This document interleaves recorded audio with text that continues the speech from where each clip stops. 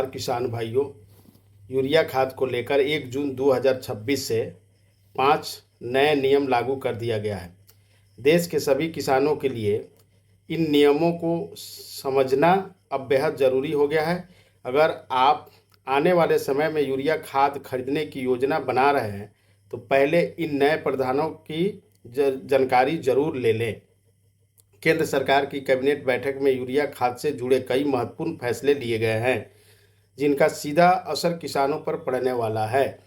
अभी जो स्थिति बनी हुई है कि वर्तमान समय में खाड़ी देशों में जो परिस्थितियां बनी हुई है, उनका प्रभाव भारत पर भी देखने को मिल रहा है। इसी वजह से खाद की उपलब्धता और आपूर्ति को लेकर सरकार ने कुछ बड़े कदम उठाने का निर्णय लिया है। ऐसे में यदि आप 1 जून 2026 के बाद यूरिया खाद लेने जाएंगे तो इन नियमों का पालन करना आपके लिए अनिवार्य होगा। इसलिए इस जानकारी को ध्यान से समझना बहुत ज़रूरी है। हम समय समय पर किसानों को बताते रहते हैं कि केंद्र और राज्य सरकार द्वारा चलाई जा रही योजनाओं का लाभ लेने के लिए नियमों की जानकारी होना आवश्यक है। यदि किसान इन नियमों को नज़रअंदाज करते हैं तो बाद में उन्हें कई तरह की परेशानियां का सामना करना पड़ सकता है। कई बार हम आपको ऐसी खबरें भी बताते हैं जो सुनने में सख्त लग सकती है, लेकिन उनका उद्देश्य केवल आपको समय रहते जागरूक करना होता है। अब चलिए बात करते हैं यूरिया खाद को लेकर हुई केंद्रीय कैबिनेट की बैठक की। इस बैठक में देश में खाद की उपलब्धता और उससे जुड़ी चुनौतियों पर चर्चा की गई। सरकार का मानना है कि जितनी मात्रा में खाद उपलब्ध होनी चाहिए उतनी मात्रा में फिलहाल उपलब्ध नहीं है।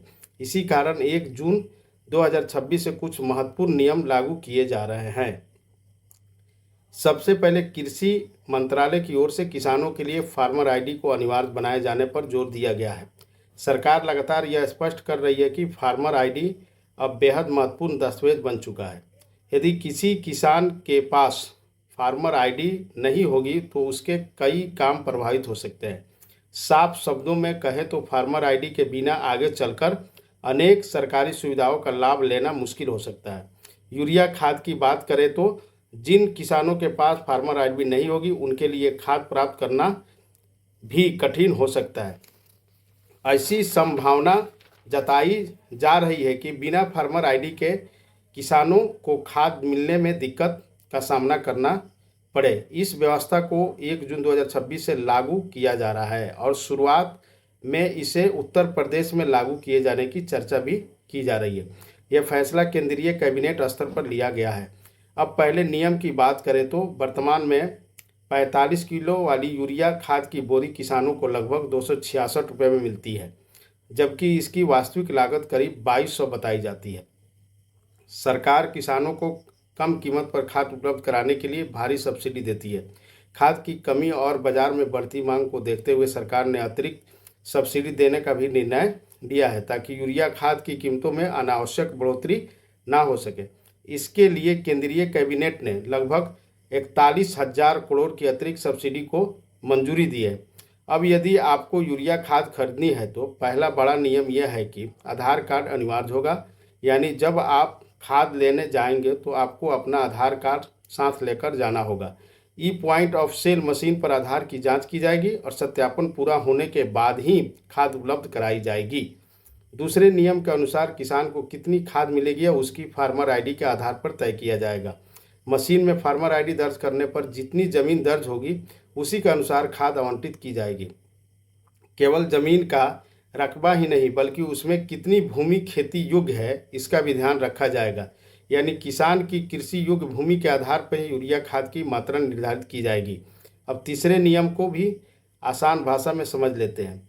अगर आप उत्तर प्रदेश के किसान हैं या बिहार के किसान हैं और आपके नाम पर 1 हेक्टेयर ज़मीन दर्ज है तो आपको कितनी यूरिया खाद मिलेगी यह जानना भी ज़रूरी है। उत्तर प्रदेश में 1 हेक्टेयर भूमि लगभग 69 कट्ठा के बराबर मानी जाती है। लगभग अलग अलग राज्यों में इसका आंकड़ा थोड़ा ऊपर नीचे हो सकता है। समान तौर पर 1 हेक्टेयर ज़मीन करीब 4 बीघा के आसपास होती है। नए नियमों के अनुसार यदि किसी किसान के पास 1 हेक्टेयर कृषि भूमि है तो उसकी फार्मर आईडी बनी हुई है तो उसे अधिकतम 7 बोरी यूरिया खाद उपलब्ध कराई जा सकती है। हालांकि केवल ज़मीन होना ही प्राप्त नहीं होगा, यह भी देखा जाएगा कि उस भूमि का कितना हिस्सा वास्तव में खेती के लिए उपयोग किया जा रहा है। यदि जमीन का कोई भाग कृषि योग्य नहीं है या वहाँ खेती नहीं होती है तो उसी के अनुसार खाद की मात्रा तय की जाएगी। अधिकतम सीमा 7 बोरी तक रखी गई है। इसके साथ ही भूमि सत्यापन को भी काफ़ी महत्वपूर्ण माना गया है। मान लीजिए किसी किसान के पास कुल 10 बीघा जमीन है, लेकिन फार्मर आईडी में केवल 5 बीघा भूमि का ही सत्यापन हुआ है। ऐसी स्थिति में किसान को केवल उन्हीं 5 बीघा के आधार पर खाद मिलेगा जिनका रिकॉर्ड और सत्यापन उपलब्ध है। भले ही वास्तविक जमीन उससे अधिक हो, लेकिन यदि उसका रिकॉर्ड सिस्टम में दर्ज नहीं है तो उस हिस्से के लिए खाद मिलने में दिक्कत आ सकती है। नई व्यवस्था रिकॉर्ड और सत्यापन को विशेष महत्व दिया जा रहा है। एक और महत्वपूर्ण बदलाव यह है कि खाद लेने के समय किसान को अपना आधार कार्ड और लेकर जाना होगा। खाद वितरण केंद्र पर आधार की जांच की जाएगी और अंगूठे के माध्यम से पहचान सत्यापित की जाएगी। इसके बाद फार्मर आईडी का भी मिलान किया जाएगा। जब सारी जानकारी e point of sale machine में दर्ज हो जाएगी तभी किसान को यूरिया खाद प्रदान की जाएगी। इस नई व्यवस्था का एक फ़ायदा यह भी बताया जा रहा है कि किसानों को लंबी लाइनों और बिचौलियों की परेशानियों से काफ़ी हद तक राहत मिल सकती है। पहले जहां खाद लेने के लिए घंटों इंतजार करना पड़ता था, वहीं अब फार्मर आईडी दर्ज होने के बाद प्रक्रिया अपेक्षाकृत आसान और तेज़ हो सकती है। सरकार की ओर से यह भी कहा गया है कि भूमि सत्यापन अनिवार्य रहेगा और खाद वितरण के लिए ई टोकन प्रणाली भी लागू की जा सकती है। टोकन के आधार पर किसानों को उनकी बारी आने पर खाद उपलब्ध कराई जाएगी, जिससे व्यवस्था को और व्यवस्थित बनाने का प्रयास किया जाएगा। और जिन किसानों को अभी तक अपनी फार्मर आईडी नहीं बनवाई है उनके लिए सलाह दी जा रही है कि वे जल्द से जल्द ये काम पूरा कर लें। इसके लिए ज़मीन से जुड़े दस्तावेज, आधार कार्ड, बैंक पासबुक और मोबाइल नंबर जैसे आवश्यक कागजात लेकर किसी सीएससी सेंटर पर जाकर फार्मर आईडी बनवाई जा सकती है। इससे भविष्य में खाद लेने या अन्य कृषि संबंधित सुविधाओं का लाभ उठाने में आसानी रहेगी। तो यह थी 1 जून 2026 से यूरिया खाद को लेकर सामने आई नई